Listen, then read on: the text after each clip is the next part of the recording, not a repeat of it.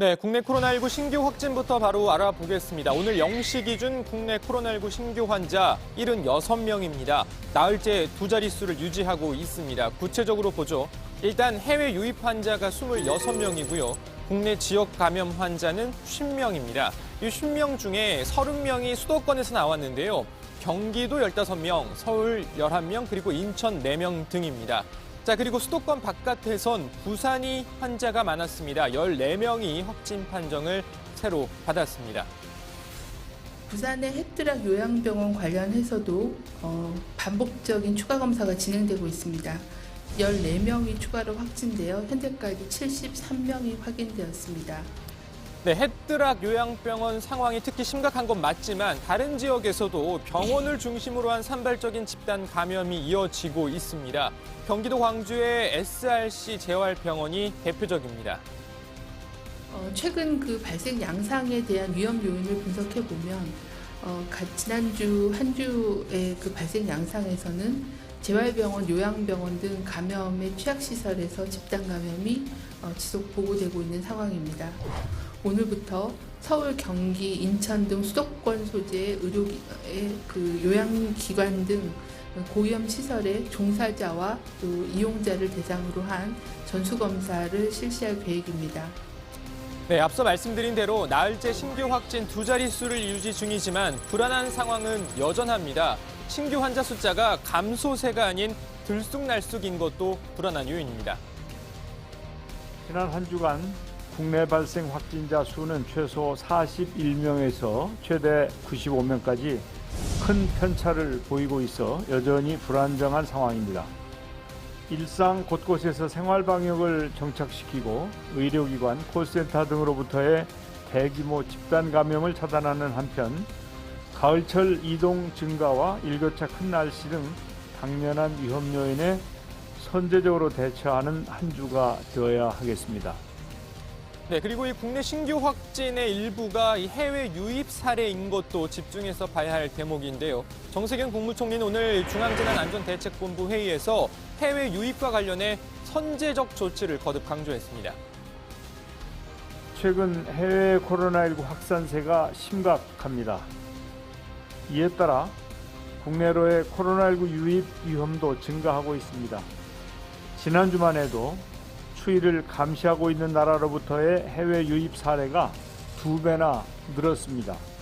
방역당국과 관계부처는 해외 상황을 예의주시하면서 국가별 위험 요인을 면밀히 분석하여 필요한 조치를 선제적으로 취해 주시기 바랍니다.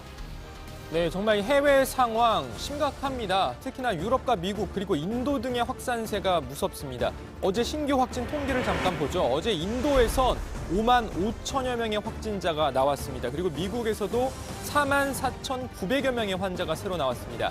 프랑스 신규 확진 환자도 2만 9,800여 명이나 됩니다.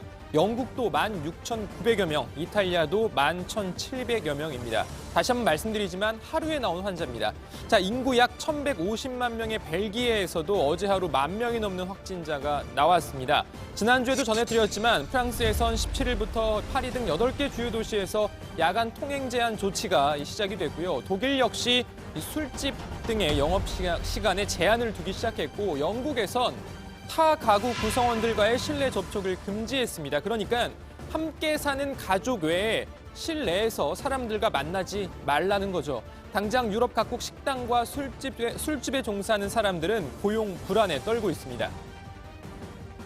On préférait avoir des, je sais pas, moins de tables, mais rester ouverte juste à l'heure qu'on fait, juste à 2 heures du mat, et faire bosser tout le monde, parce que malheureusement, il y avait des serveurs qui sont au chômage partiel, et là, ça impactera sur l'économie, sur les chiffres d'affaires, et comme je disais, il y aura sûrement des employés qui vont perdre leur boulot, parce que c'est après les restos, il y aura plusieurs restos qui vont faire faillite pour ça, et voilà quoi.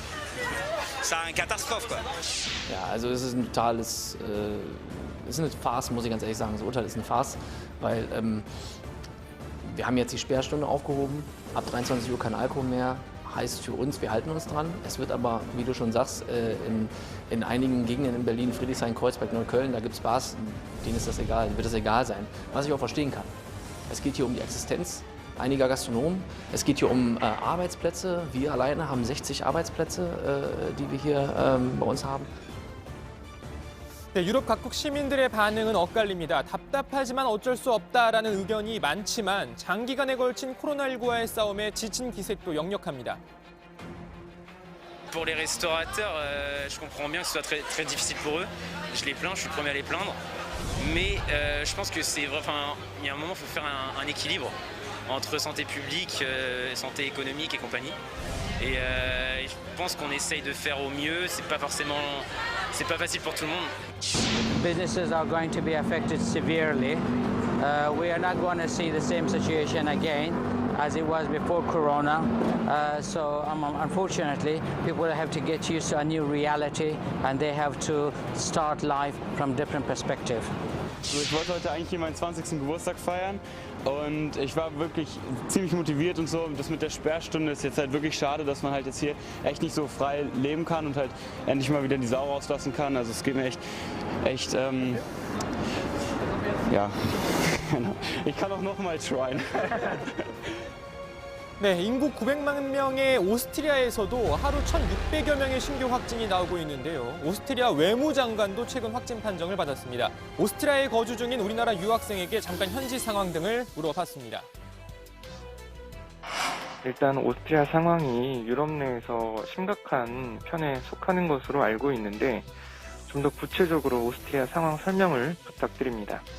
네, 현재 오스트리아는 매일 1,600명 정도의 확진자가 나오고 있습니다. 그래서 전반적으로 시민들이 코로나에 대해서 불안감이 더욱더 가중되고 있는 상황이긴 한데 아직까지는 크게 동요하고 있지는 않은 분위기입니다. 즉각적으로 대응하지 못하고 조금 며칠을 걸려서 검사를 한다던가 하는 상황들을 보면 한국보다 대처가 조금 느리지 않은가 하는 생각이 들 때가 좀 종종 있습니다.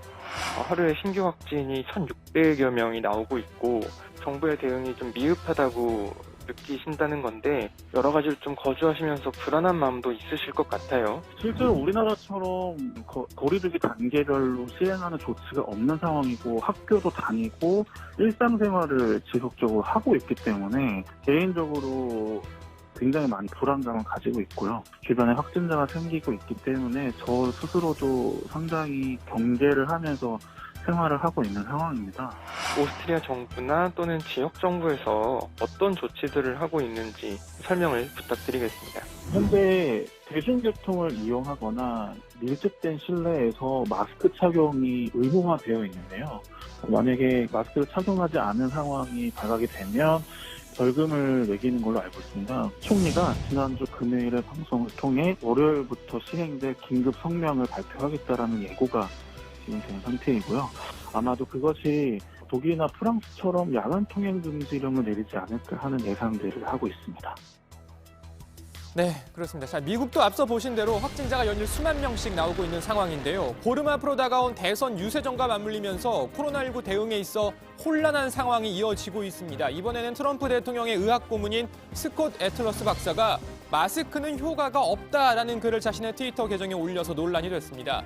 트위터 측은 지난주 트럼프 대통령의 글을 지웠을 때와 마찬가지로 애틀러스 박사의 글을 삭제했습니다. 자, 트럼프 대통령도 연일 마스크 없이 대중 앞에 나서고 있는데요. 라스베이거스의 한 교회 예배에 참석한 자리에서도 마스크는 없었습니다. 자, 트럼프 대통령과 마찬가지로 코로나19에 걸렸던 호프익스 보좌관과 케일리 맥커네니 대변인도 마스크는 쓰지 않았습니다. 거리 두기도 없었습니다. 자, 국내 코로나19 상황 그리고 미국 대선 관련 소식은 들어가서 좀 더 전해드립니다. 일단 오늘 발제는 이렇게 정리합니다. 국내 코로나19 신규 확진 76명, 나흘째 아슬아슬 두 자릿수.